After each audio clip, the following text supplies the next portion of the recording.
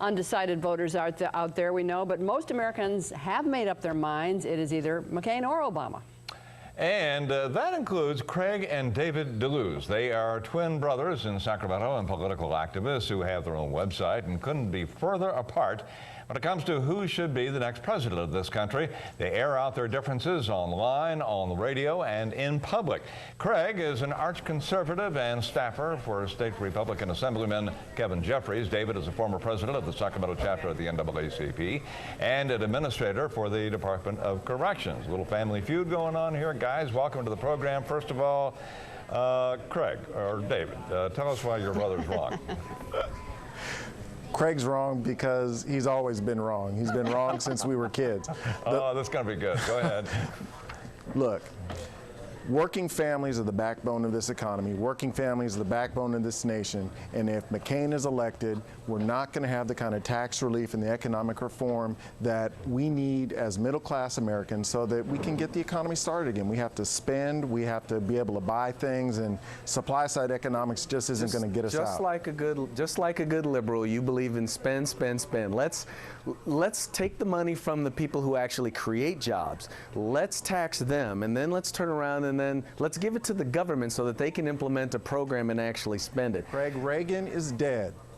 His policies are dead. It's been disproven. The bottom line is supply-side economics doesn't. That is so untrue. You talk about socialists, Craig. Every single time you talk you raise about taxes, socialists. Every time you raise taxes, you bring in less money. Why? That is not because true. You take it out of the hands of people that create already jobs. Said that that's not true, Craig. Well, I'm just telling you what history says. I'm telling you what's happened here in California. The revenue goes down. There's some taxes if you raise them, revenue goes up.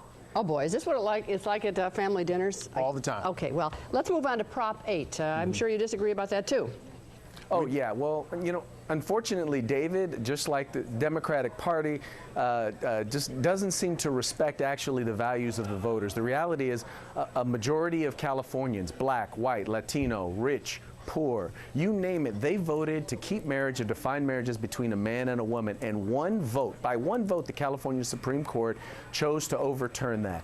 I'm not a big fan of having to amend the Constitution, but when you have justices who go out of their way to undermine the values and the votes of the people, you have to put it into your Constitution so that you can let them know that this is important to us.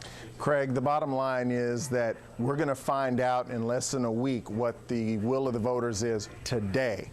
Not what happened back in 1994. We're going to find out what happened today. The original proposition, Craig, was caught up in the courts all this time. And the bottom line is we're going to find out in a week. Marriage is a legal institution. Marriage is a legal institution, and as long as my church, we don't have to worry about you and the liberals in the legislature trying to undo it. I know that you don't agree on much of anything. That includes not just politics, sports, food, you name it. But let's talk about the mayor of Sacramento. You guys agree on that? Where are you leaning? Well, I will tell you this, and I think we agree on. We're still both kind of. Well, I don't know if I would say undecided. I think David probably thinks that both of them could make good mayors. Me personally, I don't like either one. Oh, well, David.